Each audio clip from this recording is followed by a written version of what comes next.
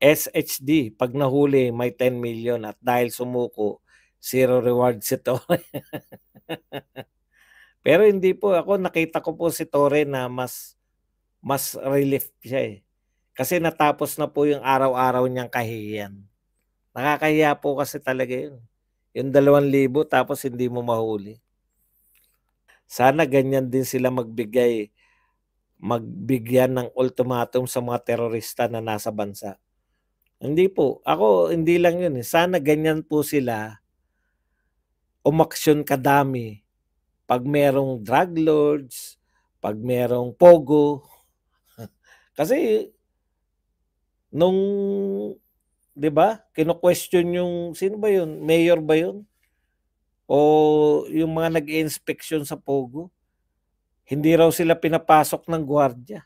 Diyos ko, hindi pinapasok ng gwardiya, eh, otoridad hindi pinapasok, kaya hindi sila pumasok. Mag-iinspeksyon. Present, yan. 4 years po pa tayo maghihintay, Sir Buds. Hi. Huwag kayong maghintay, lumaban tayo. Bakit kayo maghihintay? Mangampanya kayo. Good evening, Sir Buds. Kanino po talaga sumuko si Pastor? Joint, eto ayon sa PNP spokesperson, joint negotiation 'to ng PNP tsaka AFP o ISAP. Pero kung PNP po, hindi alam ni Torre, 'di ba? Oh, 'yun yung alam natin, eh. Kaya po kung ako po matalinong magsusuri, yung matalino po magsusuri, mas tama po kasi mga tsorya-tsorya 'yan kanina, eh. Marami po nagsabi sa ISAP sumuko, kinumpirma. Si Attorney Trixie, nag-post yan, eh, nasa ISAP. Tapos may nagsabi sumuko si Abalos, hindi pala, sinabi ni Abalos nahuli. Oh, yan. Kaya ang mas at kinumpirma naman po na may negosasyon. So, kung may terminong negosasyon, eh sumuko po yun. Ngayon, kung kanino sumuko, malamang sa ISAP. Kasi hindi alam ni Torre, siya yung PNP dun. Dapat kasuhan ng media na mali ang report. Di pa ba kayo sanay sa media? Eto kami ba magiging katiwa-tiwala? Tignan niyo ang dami pa nilang resources, Sa tingin niyo ba magiging mas katiwa-tiwala yung mga vlogger kung matinong mag-report yang mga yan? Leonard Alecha, 10 sa lugar andon at 10 nag-surrender. Sa ano nga po, sa kay OJC raw, di umano. At siya po ay dinala sa nilipad. At ngayon po ay nasa PNP na po. Bad sa AFP ISAP sumuko hindi sa loob ng kay OJC kay Miss Major General Peralta. Oo nga po, doon nga po. Eh kung galing nga po sa kay OJC, kinuha, di ba? Kinuha siya. Basta hindi po sa pulis.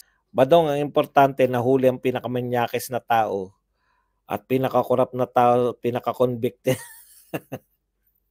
Kita mo, hindi niya alam yung meaning ng convicted. Ang convicted po nahatulan na ng korte. Kaya hindi ka kapanipaniwala, Jonathan, eh. Kaya bago kita burahin, sa susunod, bago mo sabihin convicted, alamin mo muna yung meaning, Gusto ko man sabihin sa'yo, ayoko spoon feed sa'yo, marunong ko naman siguro mag-Google. I-Google mo muna, Jonathan Pabinis, bago ka rito magpabida. Okay? Hindi po siya convicted.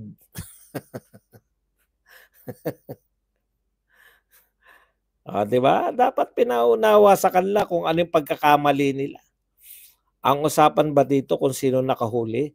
Ang mahalaga, hindi po usapan kung sino nakahuli.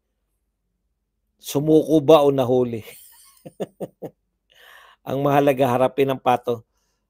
Sumuko na nga, eh, 'di haharapin na niya, 'di ba 7? Wag mo nang hintayin na maging 8 ka. Sa ASAP sumuko. Sa bundok po siya galing na sumuko, hindi sa loob ng compound, okey? Okey? Ang alam ko si PRRD, ACQ, ang bato ang mabubulok sa bilangguan, hindi si General Torre dahil bakit naman? 'Pag magkakaibi 'pag magkakaibigan ba gano'n, damay-damay? ICC na naman. Paulit-ulit yang ICC na 'yan. Hindi niyo ba naintindihan kung sino lang nagsasalita ng ICC sa Pilipinas?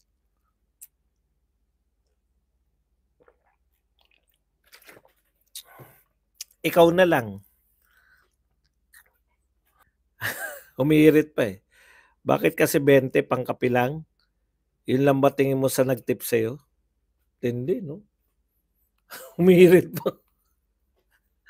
Alam mo, tumahimik ka na 7, nakikita yung bitterness sa'yo.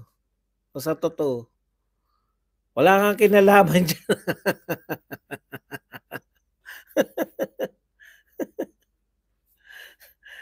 Gigil na gigil, laway na laway ka ba? Sige mag-vlog ka lang, bibigyan kita ng $20. Sige.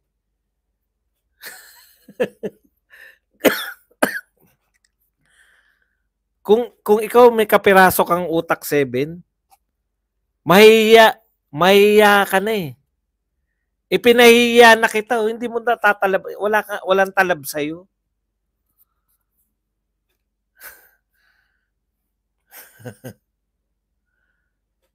Hindi, maganda pong pinapatulan 'yan. Kasi masama po 'yan na yung magagandang gawain, eh, ginagawa nilang parang masama. KOJC compound daw nahuli? Ang alam ko, depende. Kasi isang pakinig ko pa lang, eh. Huwag kayong mag-alala. 'Pag mali ako ng pandinig, eh, uulitin ko bukas. Sasabihin ko na hindi. Alam niyo saan galing si pastor, nanood ba kayo ng balita, galing sa loob ng KOJC at nahuli kusa sumuko sa EPE? Magkaiba po yung nahuli at kusang sumuko. Hindi rin sa KOJC sumuko kundi sa bundok. Okay po kung nagkamali po ako ng pandinig sa PNP, pasensya na po. Madali lang naman, wag niyo pong gawing pinagtatanggol ko po si Pastor Kibuloy.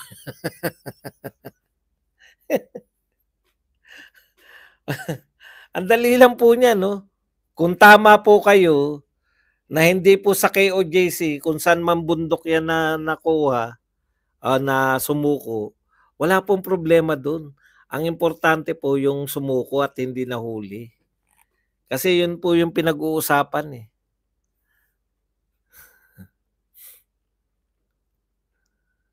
Na-misinterpret mo lang si Seven Boss Buds. Hindi ko siya na-misinterpret. Hindi ko siya na-misinterpret. Kino-question niya nga, eh. Kino-question niya po. Kaya okay na po 'yan. Wag niyo na pong ano kasi nahihiya na ako para sa kanya, eh. Nahihiya na ako na bakit mo ku-questionin yung nagpa ewan ko, ano ka ba, gano'n ba interpretasyon mo? Nakakahiyang magpakape? Sobra naman kayo. Bakit po naging usapin yung pagpapakape na hindi ko po 'yan i-atras kasi po mas gusto ko na kayo nagpapakape kaysa manghingi ako sa mga politiko. Yan po, katulad po ni Abalos, pinagmamalaki niyan, 'di ba? Wala na po, tinanggal ko na po. Pinagmamalaki ni Abalos, ni Singco, walang ginastos ang pamahalaan. Yun nga, eh, nanghihingi ka ng pabor. Mataas ang tungkulin mo sa pamahalaan, nanghihingi ka ng pabor sa pribadong tao, sa opisyal na lakad. Opisyal ba yan? Opisyal ba yung susunduin mo si Alice Go? Bakit hindi mo idaan sa sa opisyal. Eto po, real talk po tayo. Paano po nangyari 'no, na, sasabihin ni Abalos, ginagawa kasi tayong bata ni Abalos, dun ako naiinis, eh. Ginagawa tayong walang utak.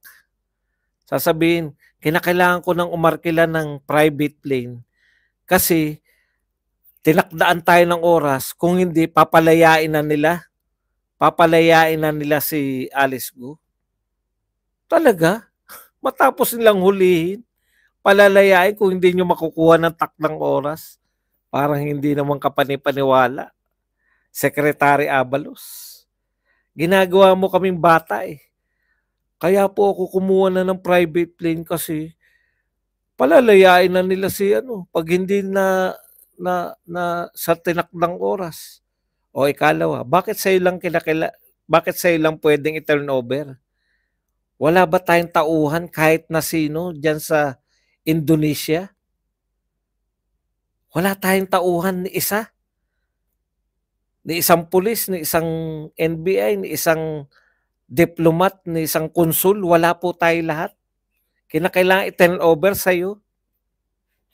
Alam niyo yun, yung ano ba kaming mga Pilipino, bata?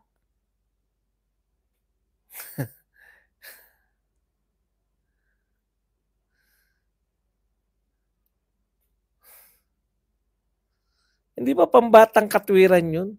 Kaya ako kumuha ng private plane tapos total naman wala namang ginastos ang pamahalaan. Dapat nga gumastos ang pamahalaan kung legal yang pagkuha mo kay Alice Guo.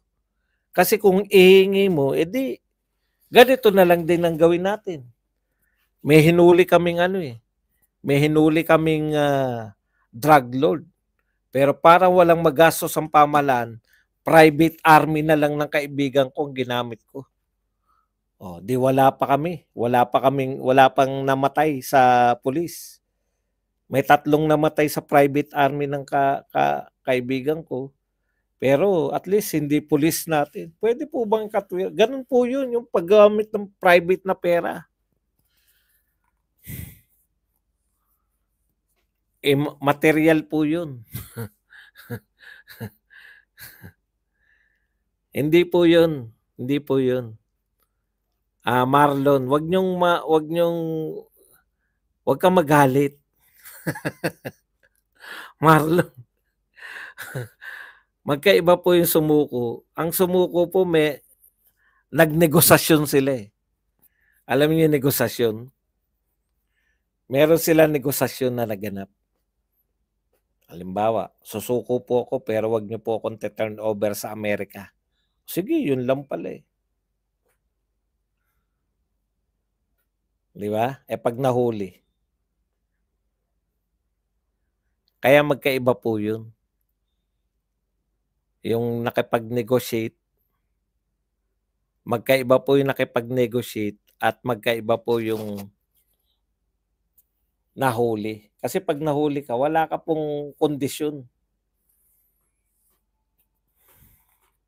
Si Abalos pahiya. Puwede po kayong magtanong, ano sinabi ni Torre? Ano sabi ni Abalos? Sabi kasi ni Abalos, nahuli na si Pastor Kibuloy.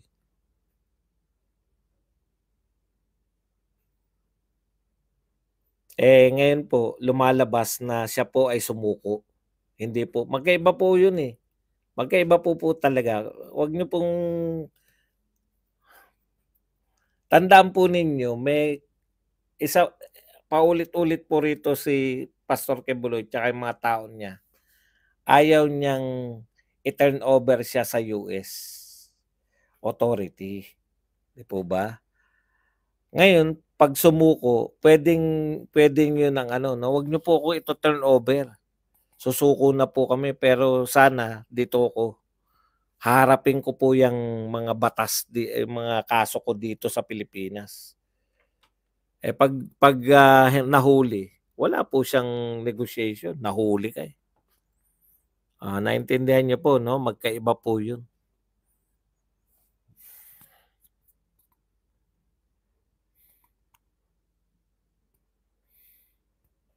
Bautista, Evelyn, ano po kaya maaaring mangyari at gagawin ng mga Pilipino kapag ipadala si pastor sa mga puti?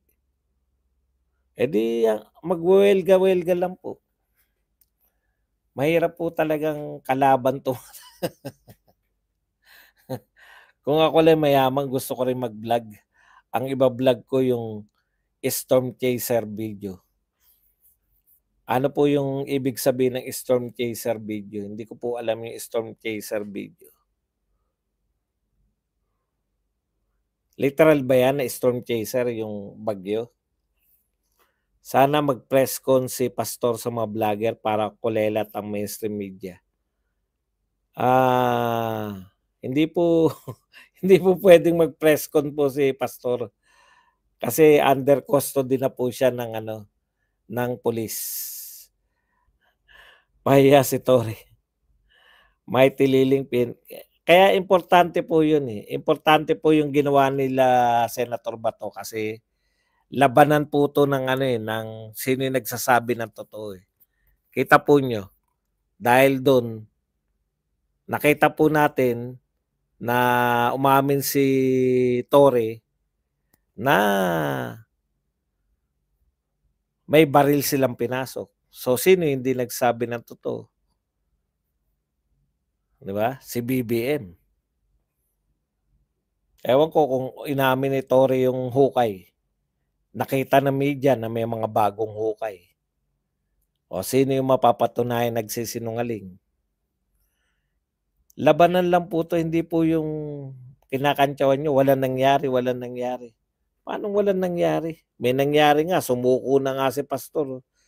'Di ba nanawagan si Bato na sumuko na? Oh, tignan niyo nga. Inamin nila na may hukay. O yun, inamin na, 'di ba? Na may hukay. O, 'di napapatunayan po yung mga mali nilang ginawa.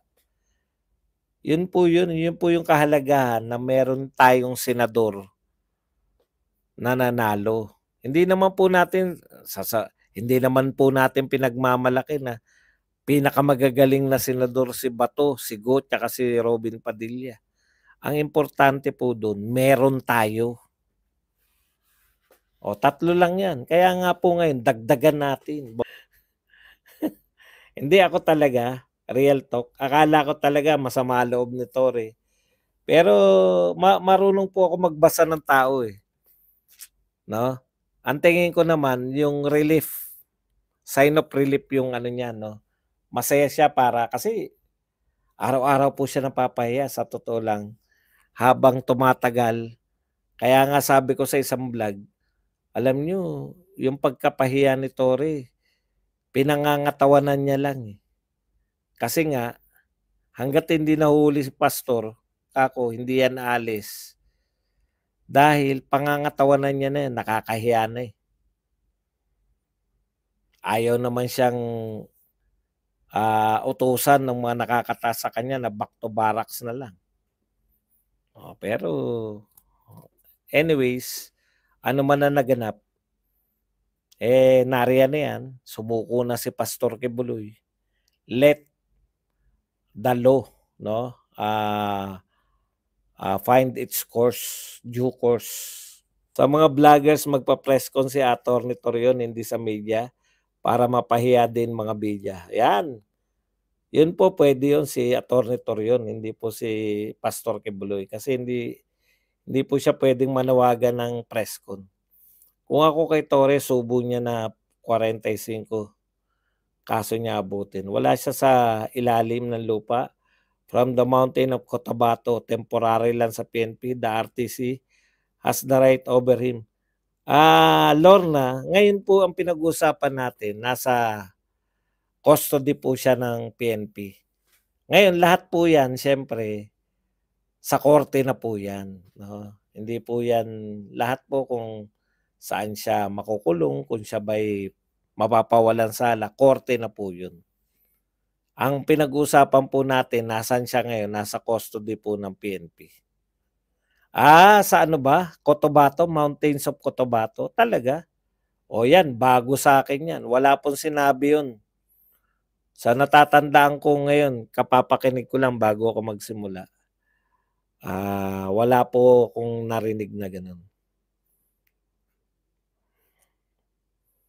Hi, Sir Pandango, hapon. May Senate hearing ba about kay Kibbs? Alam ko po Senate hearing bukas kay Alice Go. Tama. Tapos sa Tuesday naman kay kay VP Sara sa Congress on